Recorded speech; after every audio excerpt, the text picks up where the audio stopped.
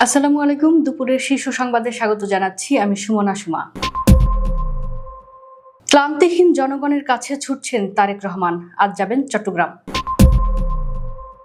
আইজিপির অনুমতি ছাড়া কর্মস্থল ছাড়তে পারবেন না পুলিশ কর্মকর্তারা। রিলস মেকিং প্রতিযোগিতায় বিজয়ীদের সঙ্গে মতবিনিময় করবেন তারেক রহমান। আন্তর্জাতিক বিচার আদালতে রোহিঙ্গাদের বাঙালি হিসেবে উপস্থাপন, তীব্র প্রতিবাদ বাংলাদেশের। সারা দেশে 24 ঘন্টায় গ্যাস সংকট হতে পারে। তারেক রহমানের নেতৃত্ব গুণে ঈর্ষান্বিত হয়ে প্রতিপক্ষরা বিভ্রান্তি ছড়াচ্ছে। রিজভী নিকুঞ্জে স্ত্রীর সন্তানকে তালাবদ্ধ করে পালালেন স্বামী। সড়কে গাছ ফেলে ডাকাতি, ভিডিও ভাইরাল। রায়ের বাজারে বিপুল দেশীয় অস্ত্রসহ কিশোর গ্যাংয়ের 18 সদস্য গ্রেফতার।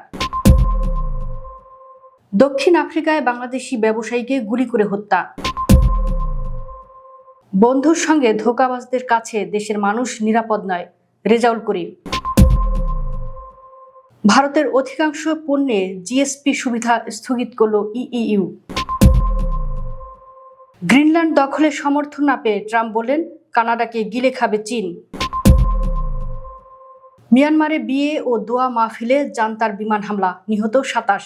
শুনছিলেন শিরোনাম, এবার বিস্তারিত। দীর্ঘ 15 বছরের ফ্যাসিস্ট শাসন শেষে দেশে অবাধ পরিবেশে ভোটের উৎসব চলছে। ত্রয়োদশ জাতীয় সংসদ নির্বাচনের আনুষ্ঠানিক প্রচারণা শুরু হওয়ার পর প্রার্থীরা উৎসাহ উদ্দীপনায় মাঠে নেমে পড়েছেন। জনগণও দীর্ঘদিন পর এই ভোট উৎসবে প্রাণ ফিরে পেয়েছে। এই অবস্থায় বিএনপি চেয়ারম্যান তারেক রহমান দেশ গড়ার অঙ্গীকার নিয়ে অক্লান্তভাবে ছুটে যাচ্ছেন জনগণের কাছে। বৃহস্পতিবার সারাদিন 7 জেলায় নির্বাচনী জনসভায় বক্তব্য রাখেন তিনি। রোববার চট্টগ্রামে কর্মসূচি রয়েছে, এজন্য আজ শনিবারই ঢাকা ছাড়বেন বিএনপি চেয়ারম্যান। তারেক রহমান দীর্ঘ 21 বছর পর চট্টগ্রামে যাচ্ছেন। রোববার চট্টগ্রামের ঐতিহাসিক পলো গ্রাউন্ড মাঠে অনুষ্ঠিতব্য বিএনপির নির্বাচনী মহাসমাবেশে প্রধান অতিথি হিসেবে উপস্থিত থাকার কথা রয়েছে তার। দলীয় সূত্র জানিয়েছে, কর্মসূচিতে যোগ দিতে তিনি একদিন আগেই শনিবার রাতে চট্টগ্রামে পৌঁছাবেন। প্রিয় নেতার আগমন ঘিরে নেতাকর্মীদের মধ্যে প্রাণ চাঞ্চল্য সৃষ্টি হয়েছে। সাধারণ জনগণও অপেক্ষায় রয়েছে তারেক রহমানের। বিএনপি চেয়ারম্যান শনিবার রাতে চট্টগ্রাম যাবেন, পরদিন রোববার 7টি রাজনৈতিক কর্মসূচিতে অংশ নেবেন। পুলিশ সদর দপ্তরের পূর্বানুমতি ছাড়া কোনো ইউনিট প্রধানের কর্মস্থল ত্যাগকে শৃঙ্খলা বহির্ভূত কাজ হিসেবে উল্লেখ করে এ বিষয়ে কড়াকড়ি নির্দেশনা দেওয়া হয়েছে। সম্প্রতি পুলিশ সদর দপ্তরের পার্সোনাল ম্যানেজমেন্ট 1 শাখার অতিরিক্ত ডিআইজি খন্দকার শামীমা ইয়াসমিন স্বাক্ষরিত এক চিঠিতে এর নির্দেশনা দেওয়া হয়। চিঠিতে বলা হয়েছে, সম্প্রতি লক্ষ্য করা গেছে কোনো ইউনিট প্রধান পুলিশ সদর দপ্তরের অনুমতি ছাড়াই কর্মস্থল ত্যাগ করছেন। বিষয়টি শৃঙ্খলা পরিপন্থী উল্লেখ করে ছুটি অথবা অন্য কোনো উদ্দেশ্যে কর্মস্থল ত্যাগের আগে ইউনিট প্রধানদের অবশ্যই আইজিপির পূর্বানুমতি গ্রহণের নির্দেশনা দেওয়া হয়েছে। আমার ভাবনায় বাংলাদেশ এই কন্টেন্টের উপর রিলস মেকিং প্রতিযোগিতায় বিজয়ী 10 জনের সঙ্গে মতবিনিময় করবেন বিএনপি চেয়ারম্যান তারেক রহমান।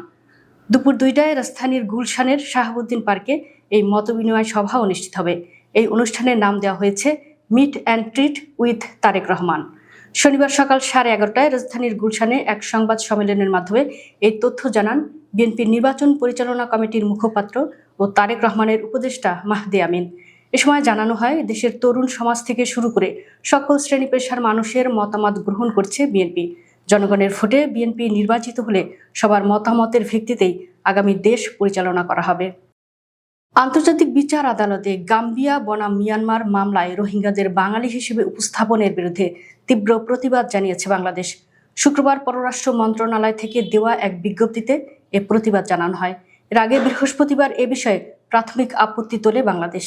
প্রতিবাদে ঢাকা বলেছে, 2016-17 সালের জাতিগত নির্মূল অভিযানকে সন্ত্রাস বিরোধী অভিযান হিসেবে বৈধতা দেওয়া এবং আন্তর্জাতিক সম্প্রদায়ের দৃষ্টি ভিন্ন খাতে নিতে পরিকল্পিতভাবে রোহিঙ্গাদের জাতিগত পরিচয় বিকৃত করছে মিয়ানমার।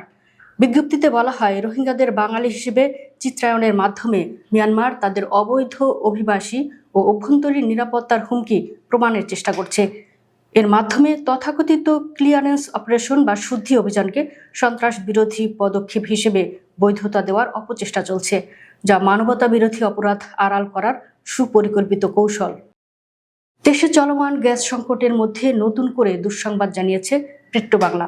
শনিবার দুপুর থেকে 24 ঘন্টার জন্য জাতীয় গ্রিডে 30 থেকে 35 কোটি ঘনফুট গ্যাস সরবরাহ কমবে। পেট্রোবাংলা জানিয়েছে, মার্কিন কোম্পানি এক্সিলেটরের একটি ভাসমান এলএনজি টার্মিনাল মেরামতের কারণে সরবরাহ বন্ধ থাকবে। তাই সারা দেশে আজ থেকে গ্যাস সংকট হতে পারে। তিতাস গ্যাসের অধিভুক্ত এলাকায় বসতবাড়ি সহ সব শ্রেণীর গ্রাহক প্রান্তে গ্যাসের চাপ আরও কমতে পারে। এরই মধ্যে মাসের শুরু থেকেই এলপিজির বাজারের সংকট ও দামের চাপ পরিস্থিতিকে আরও জটিল করে তুলেছে। তিতাস গ্যাস কর্তৃপক্ষ জানিয়েছে, শনিবার দুপুর 12টা থেকে রোববার দুপুর 12টা পর্যন্ত এলএনজি টার্মিনালের রক্ষণাবেক্ষণ কাজ চলবে। এ সময় এলএনজি থেকে জাতীয় গ্রিডে গ্যাস সরবরাহ কম থাকবে। ফলে তিতাস গ্যাসের আওতাধীন আবাসিক, বাণিজ্যিক, শিল্প ও বিদ্যুৎ খাতের গ্রাহক প্রান্তে গ্যাসের চাপ স্বাভাবিকের তুলনায় কমে যাবে। বিএনপির সিনিয়র যুগ্ম মহাসচিব রুহুল কবির রিজভী বলেছেন, বিএনপি চেয়ারম্যান তারেক রহমানের আচরণবিধি লঙ্ঘনের অভিযোগ সম্পূর্ণ মিথ্যা, হাইপার প্রোপাগান্ডার অংশ। তিনি বলেন, তারেক রহমানের নেতৃত্ব গুণে ও বক্তব্যে ঈর্ষান্বিত হয়ে প্রতিপক্ষরা জনগণের মাঝে বিভ্রান্তি ছড়াচ্ছে। শনিবার প্রয়াত আরাফাত রহমান কোকোর মৃত্যুবার্ষিকীতে রাজধানীর বনানীতে তার কবর জিয়ারত শেষে তিনি কথা বলেন। অবাক হওয়ার মতো ঘটনা ঘটেছে। বাবা তার শিশু সন্তান ও স্ত্রীকে তালাবদ্ধ করে রেখে পালিয়েছে।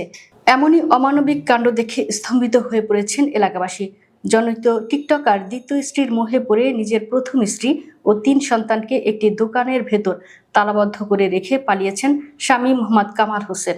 শুক্রবার দিবাগত রাত 11টার দিকে নিকুঞ্জ 2-এর 13 নম্বর রোডের পশ্চিম মাথায় জিহাদ ইঞ্জিনিয়ারিং ওয়ার্কস নামক দোকানে এই ঘটনাটি ঘটে। এলাকাবাসী ও ভুক্তভোগী সূত্রে জানা গেছে, কামাল হোসেন তার টিকটকার দ্বিতীয় স্ত্রীর কথায় প্ররোচিত হয়ে প্রথম স্ত্রী ও সন্তানদের উপর প্রায় অত্যাচার করতেন। গতকাল তিনি কৌশলে তাদের নিজের দোকানের ভেতর নিয়ে যান এবং বাইরে থেকে গেটে একে একে 8টি তালা ঝুলিয়ে দিয়ে পালিয়ে যান।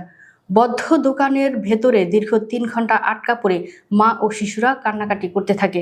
পরে স্থানীয়রা জাতীয় জরুরি সেবা 999-এ কল করলে খিলক্ষেত থানা পুলিশ ঘটনাস্থলে এসে তাদের উদ্ধার করে। রাজধানীর অদূরে সাভারের সড়কে গাছ ফেলে ডাকাতির একটি ভিডিও সামাজিক যোগাযোগ মাধ্যমে ছড়িয়ে পড়েছে। শুক্রবার রাতে এ তথ্য নিশ্চিত করেন সাভারের বিরুলিয়া ফাঁড়ি ইনচার্জ আল আমিন। ওই দিন ভোর 4:30টার দিকে সাভারের বিরুলিয়া ইউনিয়নের আক্রাইন সাভার সড়কের কালিয়াকৈর এলাকায় ডাকাতরা গাছ ফেলে সড়কে প্রতিবন্ধকতা সৃষ্টি করে। এ ঘটনার ভাইরাল হওয়া 31 সেকেন্ডের একটি ভিডিওতে দেখা যায়, সাভারের বিরুলিয়া সড়কের কালিয়াকৈর এলাকায় একটি প্রাইভেট কার যাচ্ছিল। এ সময় সড়কে একটি গাছ ফেলে কয়েকজন ডাকাত ধারালো অস্ত্র নিয়ে প্রাইভেট কারের গতিরোধের চেষ্টা করে। সে সময় প্রাইভেট কার চালক গাড়ি না থামিয়েই দ্রুত ঘটনাস্থল ত্যাগের চেষ্টা করলে ডাকাত সদস্যরা গাড়িতে হামলা করে। এতে গাড়ির জানালার কাচ ভেঙে যায়। রাজধানীর মোহাম্মদপুর থানাধীন রায়ের বাজার এলাকায় ক্যান্সার গলি ও আশেপাশে সেনাবাহিনীর বিশেষ অভিযানে কিশোর গ্যাংয়ের সদস্যসহ 18 জনকে গ্রেফতার করা হয়েছে। অভিযানে তাদের কাছ থেকে বিপুল পরিমাণ দেশীয় ধারালো অস্ত্র, মাদকদ্রব্য, মোবাইল ফোন ও নগদ অর্থ উদ্ধার করা হয়।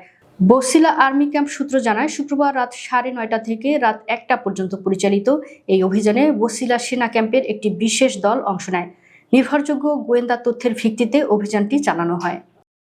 20 বছর আগে ভাইয়ের মতো এবার দক্ষিণ আফ্রিকায় টিপু চৌধুরী নামে এক বাংলাদেশিকে হত্যা করেছে সন্ত্রাসীরা। শুক্রবার সেখানকার স্থানীয় সময় বিকেল 3টায় কুয়ামথামলাঙ্গা প্রিটোরিয়া এলাকায় টিপুর নিজস্ব ব্যবসা প্রতিষ্ঠানে এই ঘটনা ঘটে। টিপু চট্টগ্রামের মিরসরাইল উপজেলার ওয়াহিদপুর ইউনিয়নের নিজামপুর তসি সরকার বাড়ির মৃত আবু তাহেরের ছেলে। যারা বন্ধুর সঙ্গে ধোঁকাবাজি করতে পারে, দেশের মানুষ তাদের কাছে নিরাপদ নয় বলে মন্তব্য করেছেন ইসলামী আন্দোলন বাংলাদেশের আমির মুফতি সৈয়দ মুহাম্মদ রেজাউল করিম। শুক্রবার বিকেলে রাজধানীর যাত্রাবাড়ির কাজলার পারে বাংলাদেশ ইসলামী আন্দোলন আয়োজিত নির্বাচনী সমাবেশে যোগ দিয়ে তিনি একথা বলেন। ভারতের তৈরি পোশাক, বস্ত্র, প্লাস্টিক সহ অধিকাংশ পণ্যে অগ্রাধিকারমূলক বাজার সুবিধা বা জিএসপি স্থগিত করেছে ইউরোপীয় ইউনিয়ন। এই সিদ্ধান্ত চলতি বছরের 1 জানুয়ারি থেকে কার্যকর হয়েছে। ভারতের পাশাপাশি ইন্দোনেশিয়া ও কেনিয়ার পণ্য জিএসপি সুবিধা স্থগিত করেছে ইইউ।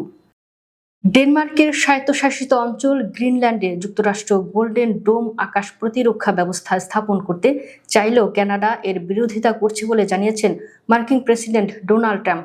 তার দাবি, কানাডা যুক্তরাষ্ট্রকে সহায়তার বদলে চীনের সঙ্গে বাণিজ্যিক সম্পর্ক গভীর করছে। কিন্তু এ বন্ধুত্বের আড়ালে চীন তাদের গিলে খাবে। স্থানীয় সময় শুক্রবার সামাজিক যোগাযোগ মাধ্যমে ট্রুথ সোশ্যালে ট্রাম্প এসব কথা লিখেছেন। মার্কিন প্রেসিডেন্ট লিখেছেন, গ্রিনল্যান্ডে গোল্ডেন স্থাপনের বিরুদ্ধে কানাডা যদিও এই গোল্ডেন ডোম কানাডাকে সুরক্ষা দেবে, আমাদের ক্ষেত্রে সহায়তা না করে তারা চীনের সঙ্গে ব্যবসা করার পক্ষে ভোট দিয়েছে, যারা কানাডাকে 1 বছরের মধ্যে গিলে খাবে। মিয়ানমারে একটি বিয়ের অনুষ্ঠানে ও একটি দোয়া মাহফিলকে লক্ষ্য করে পৃথক পৃথক বিমান হামলা চালিয়েছে সামরিক জান্তা বাহিনী। হামলায় অন্তত 27 জন বেসামরিক নাগরিক নিহত হয়েছেন, এতে বহু মানুষ আহত হয়েছেন। শুক্রবার স্থানীয় সশস্ত্র গোষ্ঠী ও মানবাধিকার পর্যবেক্ষকদের বরাতে এ খবর জানিয়েছে দ্য ইরাবতী। দর্শক, ভিডিওটি শেষ পর্যন্ত দেখার জন্য আপনাকে অসংখ্য ধন্যবাদ। নিত্য নতুন ভিডিও পেতে আমাদের ইউটিউব চ্যানেলটি সাবস্ক্রাইব করুন এবং নিয়মিত নোটিফিকেশন পেতে বেল বাটনটি ক্লিক করুন। আমাদের ফেসবুক পেজটি ফলো করুন।